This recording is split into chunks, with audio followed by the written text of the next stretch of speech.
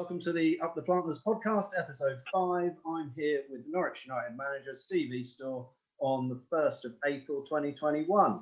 So after more than 3 months of lockdown, Steve, outdoor sports have been permitted since Monday. Have Norwich United had a training session yet? And if so, how was it being back with the players after so long? We're back in tonight, Joe, and obviously we're all looking forward to it.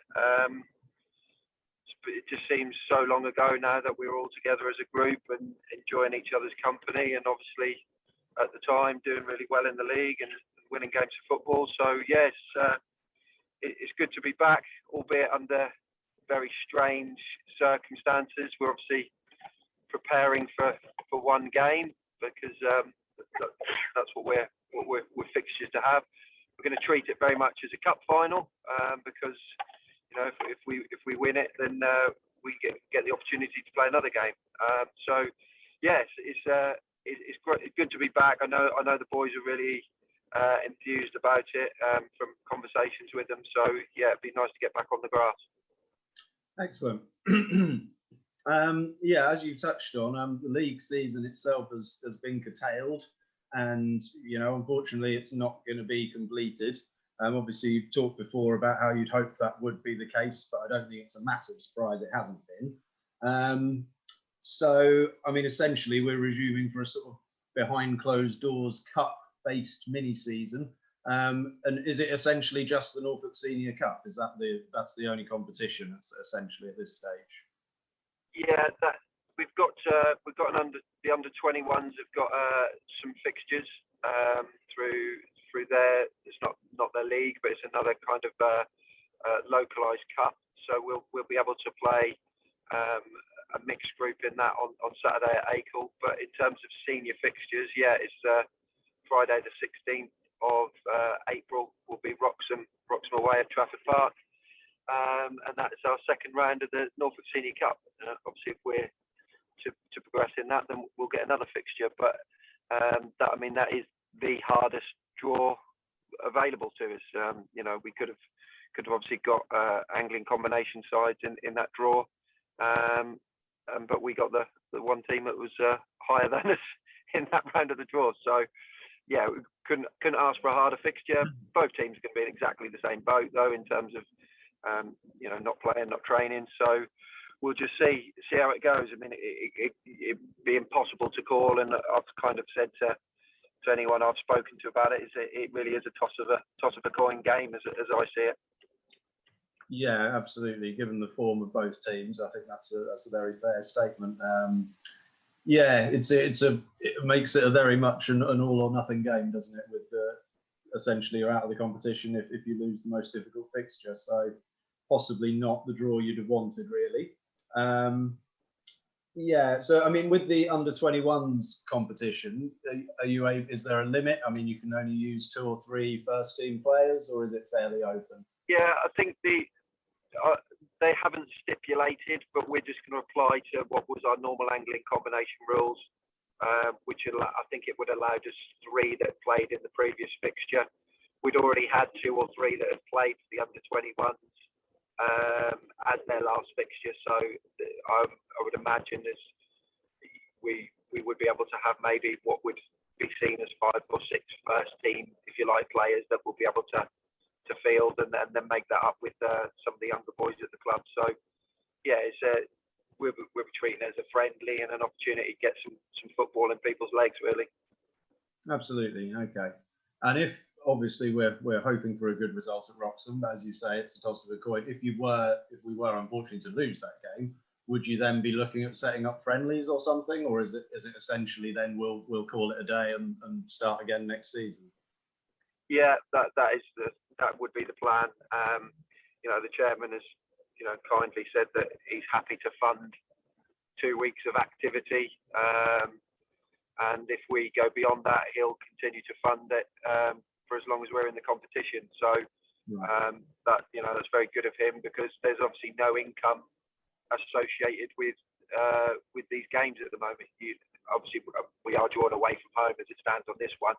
But I mean, even if we were at home, there's no fans through the gate. But interestingly, if we were drawn against an Anglian combination side away from home, they would have been allowed fans. So yes, it is a strange one. It's, I very much said to the chairman, look, are you happy to do this? And he gave his blessing. But yeah, if we were to get knocked out, we'd call it a day until we come back in pre-season. Right. Okay. Makes sense. Yeah, and as you say, it's good of the chairman to do that when there's literally zero coming in, as far as I can work out. There was talk of a stream for the Wroxham game. Would there be potential income from that in theory? Yeah, that looks like that's going ahead, and that's part of the reason that we're switching it to the Friday night. Norwich City have kindly allowed us to use their camera system, so Wroxham have been able to facilitate that, which is brilliant. So there will be a live stream of the game, which I believe there'll be a nominal fee for that. And Wroxham again have kindly said that they're happy to share the income on that. Which is good, and I think they've been able to get Simon Thomas and Jordan's dad Adrian Forbes as the co-commentators. So that's nice that we can do something like that, and adds a level of professionalism to the things that we can't do at the moment. So that's really good. Brilliant. And Adrian Forbes in particular, at least you know the commentator will be familiar with the Norwich United players. Absolutely, yeah. I mean, I know, Simon's obviously a local lad and knows his football, so I'm sure that will add loads of extra value to the exercise. Excellent. Okay, well, obviously we've had this long 3.5 month break now. I guess, is the squad intact essentially? Have you lost any players or added any players? Has anyone decided they're not going to play over this period, or? No, we've not lost anybody. We've had one or two niggly problems injury-wise. We've got one that is going to be fully assessed tonight, but due to the nature of everybody's training, it's been quite a lot of road running, which isn't particularly good for some of them. They haven't been able to actually get to a gym. They can't do swimming, so it has really been either getting out on a bike or getting on the or treading the roads, really, in terms of CV fitness. And some of the boys have obviously got weights and things at home that they could use, but in general everyone's been able to follow their program, but it's been very limited with the diversity of what they can actually do. So that has caused a few problems, a couple of knee problems for one or two that we're hopefully get assessed tonight, and that may settle down. And we've got one that possibly might need a scan.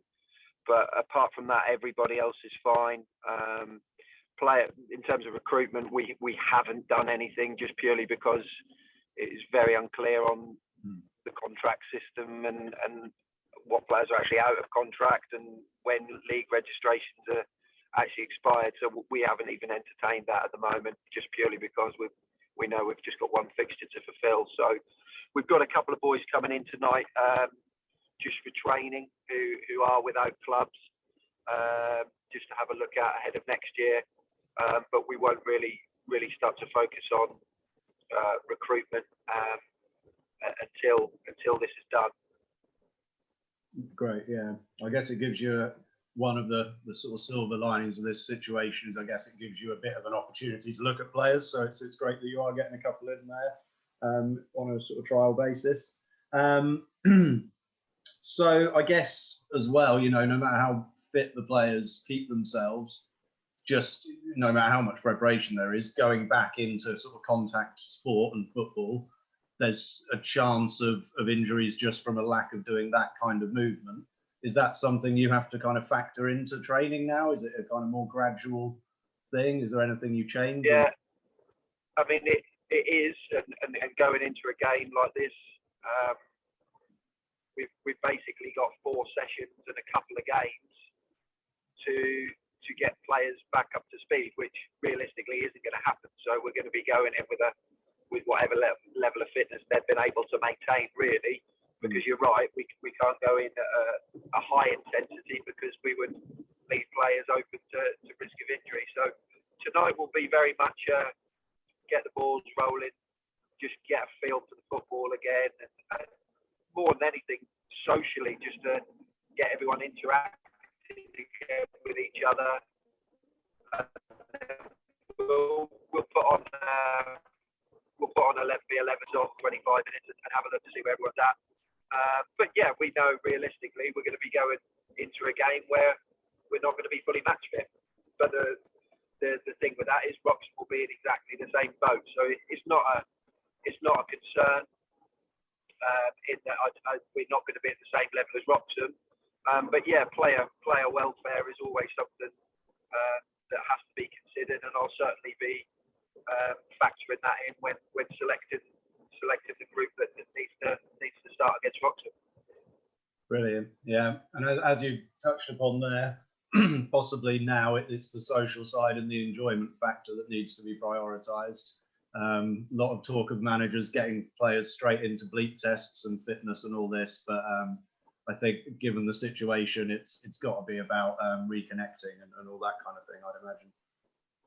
Yeah, I mean, we have done testing on the players previously, but the bleep tests in isolation are pointless. They're a measurement to show progression in terms of fitness recovery. So if you're not planning to do that over a block of 5 or 6 of them, there's very little point. And, you know, I don't think there's any point in us now testing our players with a view to the fact that they could now be finished again after 2 weeks. So we're treating it for what it is, which is an added bonus after a difficult year for everybody, both in and out of football.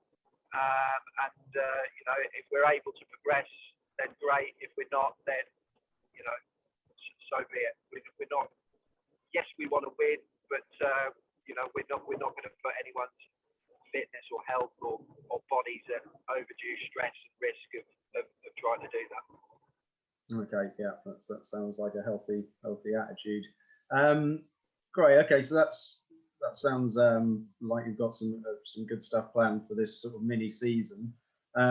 Looking ahead a little bit, or speculating a little bit, there's talk that the FA are intending to go ahead with a restructure of non-league, and from what I understand, it seems possible that some clubs could be promoted essentially based on a kind of committee decision where they look at potentially league form, ground, ambition, all that kind of thing.